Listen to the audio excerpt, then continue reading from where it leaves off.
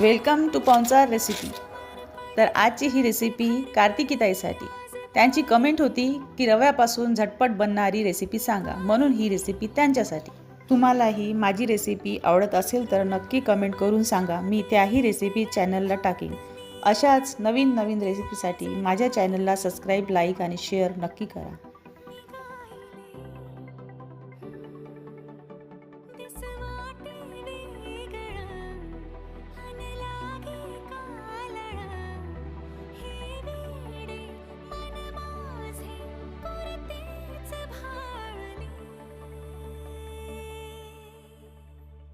सुख कळले कळले सुख कळले कळले कळले ना कसे असे सूर जुळले